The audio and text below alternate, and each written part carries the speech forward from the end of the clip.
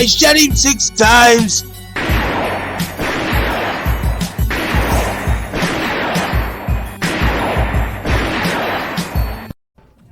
What's going on, horror fanatics? Welcome to I shot him 6 times. YouTube Horror Movie Channel. As you know, I'm your host and creator of the channel, Marcus. If you have not done so already, please shoot this video a like. It helps out with the YouTube algorithm a ton. As well as if you're a new viewer to this channel, please shoot that subscribe button as well as that notification icon so you get all the latest content updates to the channel. As well as if you would like to, be sure to shoot that join button and become a member here to the community today. Okay everyone, I'm going to discuss in this video all the Easter eggs from Scream 5 and Scream 6 that point to the possibility of Charlie Walker, one half, or in my opinion, 1/3 of our Ghostface killers in Scream 4 being alive and well in the franchise. If you watch this channel, then you know for a fact I am a heavy believer in this theory. I even did a video of a potential Charlie Walker sighting in Scream 6, as the hooded man walking past Sam and Tara Carpenter outside of their apartment favored Rory Culkin, who portrays Charlie Walker, a very good bit. However, my good friend Craven Something Scary was able to brighten up the shot of this scene, and it's a proven fact that that is not Rory Culkin as Charlie Walker outside of that apartment scene. However, this hooded man as well as the other Easter eggs still hold plenty of value at hinting of Charlie Walker's potential presence in Scream 5 and Scream 6, and in my opinion, the Charlie plane is still flying very high. So without wasting any more time, let's get into it.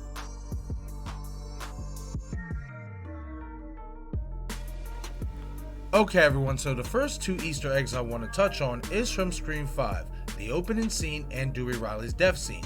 Now I'm sure all of you are well aware, if you have watched Scream 5, then the opening scene when Ghostface calls Tara Carpenter, you hear him announce himself as Charlie, Christina's friend from group.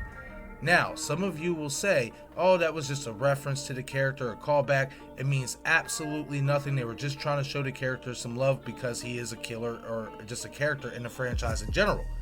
However, we also got another Easter egg of Charlie Walker in Dewey Riley's death scene. So when Ghostface is killing Dewey, you hear Ghostface say to him, "It's an honor." The only other time you heard those words uttered in the Scream franchise was when Charlie Walker said it to Sidney Prescott at Cinema Club when he was introducing her. Now, I know a lot of us, including myself, said that we believe Stu Macher to be the one to kill Dewey Riley in Scream 5 based on the fashion that Dewey was killed. However, in my opinion, I think you can now make a case for it to be Charlie Walker to be the one to kill Dewey Riley based on the dialogue. Now, I know some of you will not like that opinion, but hear me out for a second. Now, I know some of you will say, well, Marcus, how could you sit there and say Charlie is the one to kill Dewey when you don't believe Amber is the one to do it based on her size? Charlie is not the biggest guy in the world. I understand that. However, we also have to take into account that if it was Charlie Walker to be the one to kill Dewey Riley, that he's not 18 years old no more. He's not a high school kid no more. He's almost 30, meaning he would be in his physical prime, meaning he would be a lot stronger than he was when he was basically still a child. So in my opinion, I think if you wanted to make the case for Charlie Walker being the one to kill Dewey Riley, I definitely do think there's a case to be made based on the dialogue. You can also make a case that the stab subreddit that Richie and Amber met on in Scream 5 was an Easter egg to Charlie Walker as well, as he was the creator of Cinema Club and Stabathon in Scream 4, and he would know all about running social media platforms and chat rooms.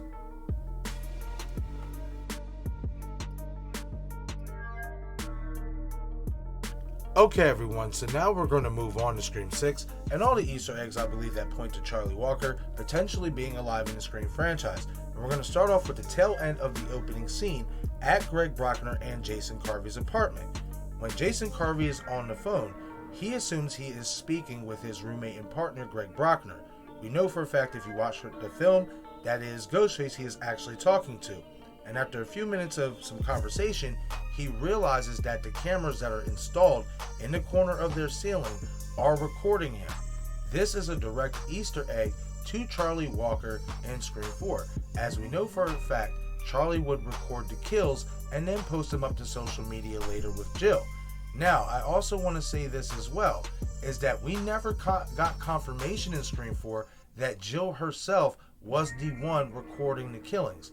Charlie is the only one who took credit for that, as he even gloated about it in the final act scene where he talks about how he got really good footage for his Robbie Mercer kill, even better than the Marnie, Jenny, and Olivia kills that he took credit for. Now, I will say this, real quickly. I know for a fact that we got more victims in Scream 4, as Sidney Prescott's publicist was killed off, as well as Jill Roberts' mother was killed off as well. And in another video, I'm going to explain why I don't believe it was Jill Roberts who committed those murders, as a piece of dialogue, in my opinion, proves such. And you can't say it was Charlie who killed them, in my opinion, because he did not take credit for those kills. But again, we're going to save that for another video. Now, let's get back to these cameras. After further thought and really giving it some really heavy thinking, everyone, I came to the conclusion that these cameras are probably the biggest Easter egg in terms of Charlie Walker potentially being alive in the Scream franchise. And the reason why I say that is because I have not heard anybody in the community bring this aspect of the cameras in the apartment up. If the cameras are on while Jason is on the phone, then the cameras are rolling as well when he is being killed. And I even went back in that scene to make sure that the cameras was able to aim towards the kitchen, and they definitely do get footage from the kitchen. That means that Jason's death scene, and as well as maybe Greg's, because we didn't get to see his kill, he was hacked up in a refrigerator, but their death scenes, especially Jason's, are footage on that camera. Now, what is even more interesting about this, everyone, is the fact that Detective Bailey does not mention the camera footage as evidence when he's going over Jason Carvey and Greg Brockner's death scene. He only brings up Richie Kirsch's mask and the fact that he found Samantha Carpenter's ID at the scene. He makes no mention about the cameras. But, in my opinion, what is even more important about these cameras is the fact that you hear Ghostface when Jason says we have to finish the movie. Ghostface says, who gives a fuck about movies? Now you have to ask yourself the question, if this Ghostface doesn't give a fuck about making movies, why would they turn on the cameras recording Jason? In my opinion, especially from what we've seen in Scream 4, this is something that Charlie Walker would do. As Detective Bailey and his family, you would like to think if they were going to use that footage, they would have used it on the projector in the final act at the theater. They did not do that. So you have to ask yourself the question, who was really recording Jason at his apartment, as well as could it be somebody else that could have been working with the Baileys or another outside group of Ghostfaces that was targeting Jason and Greg? Definitely something to think about, in my opinion. Okay, everyone, so now we move on to the other Easter eggs, and the first couple that I'm going to point out is the Chucky reference, as well as Kirby Reed's appearance in Scream 6. Now, you see somebody in the subway wearing a Chucky costume. We know for a fact that Chucky is short for Charles. And in my opinion, especially given the way that Kirby Reed looked a lot like the Tiffany doll. Remember, a lot of us here in the community were definitely raving about that when we got these first look photos of her. She looks just like the Tiffany doll in Bride of Chucky.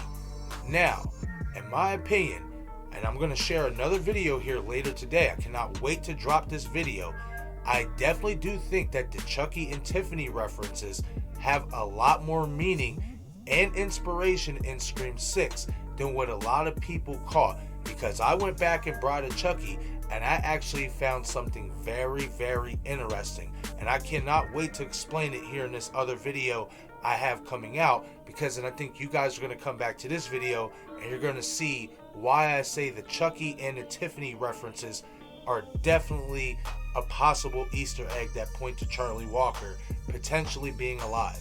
Now, let's move on to the Gale Weathers scene. Now, we all know for a fact that a lot of us here believe that it was Stu Macher to be the one to not only call Gale Weathers because the phone call came from a Woodsboro number, but to be the one to attack her as well as kill her boyfriend Brooks. However, I actually believe that there are two killers a part of this scene, as one is on the phone and the other one is attacking. I think Stu is the one doing the attacking, and I think Charlie is the one who's working the phones. And I'm going to explain why. Now, obviously, when Gale is getting attacked, you see Ghostface sitting on top of her. When he goes to stab her, he clutches two hands on the knife and raises it above his head. That is the way Stu Macher kills people. Go back and Scream 1996. He does it multiple times. That is Stu Macher's style.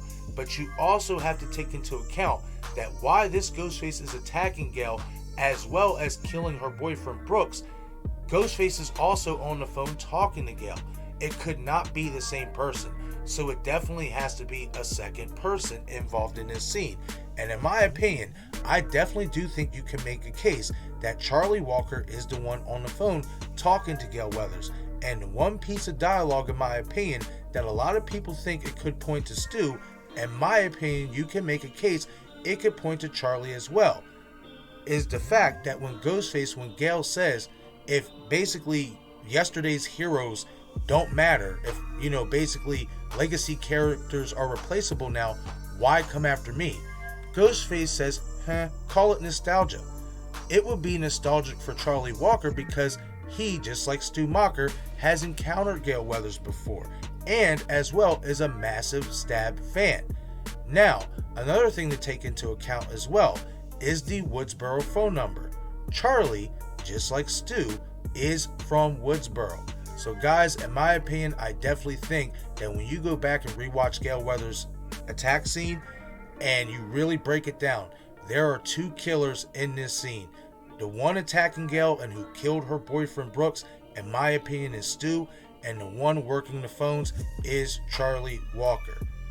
Now, let's move on to the look-alike of Charlie Walker in Scream 6. The guy that I did a video on talking about as a potential Charlie Walker sighting. Now, I will say this, when I did that video, I tried to brighten up that photo as best as I could. I wasn't able to get it to the expertise level as my good friend Steven from Craven Something Scary was able to. However, I was able to, grab it here, and he did a video about it. This is not Charlie Walker, as we know, in Scream 6 walking past the Carpenter sisters on the sidewalk. But that does not mean that this character who we believe to be Charlie Walker initially, at least I did, that does not mean that this is not an Easter egg that points to Charlie Walker being alive. Because why would you have somebody who looks and favors Charlie Walker walk past the Carpenter sisters in this scene? As well as there's something to pay attention to as well, and it's going to be really hard to see. But if you look at Charlie Walker's mugshot there on Kirby Reed's Ghostface death board, you can see that he is wearing a hoodie. What is this guy walking past the Carpenter sisters wearing? He is wearing a hoodie. You can also see this man in the subway. You don't see his face again, but you see the same hooded figure in the subway scene before Mindy and the Carpenters and her brother and Danny get split up. You see this hooded figure standing in the corner. It's really briefly, but you see this hooded person at the subway, pitting this hooded person 2 times in front of our main characters, or at least in the same scene as our main characters. And I definitely do believe, especially given the fact that there are definitely some facial features there, that you can make the case that this as well is an Easter egg that points to Charlie Walker potentially being alive. And of course, we cannot forget about the mask from the bodega scene matching both Charlie Walker and Jill Roberts' DNA. Now, some of you will say, well, see, the masks match both of them, so you can say it's an Easter egg to both. And I'm not denying that. However, what I want you guys to pay attention to here is the fact that Detective Bailey put Charlie Walker's name at the forefront. That never happens. When you mention the killers from Scream 4, everybody goes in order. Jill Roberts, Charlie Walker. Why? Because they see Jill as the superior to Charlie. A lot of fans in the community do not like Charlie as a Ghostface killer or as a character in general. However, it is very interesting that our creative team in Radio Silence, who are massive Scream fans, put Charlie Walker's name ahead of Jill Roberts when explaining whose mask that belonged to. So in my opinion, though it is very subtle, I definitely do think you can view that as an Easter egg that could potentially point to Charlie Walker being alive. Now, I know on Kirby Reed's Ghostface board, it said that Charlie Walker died in 2011. And why I believe that holds no weight is because of all the Easter eggs that I pointed out here in this video that we got in Scream 5 so far, as well as in Scream 6.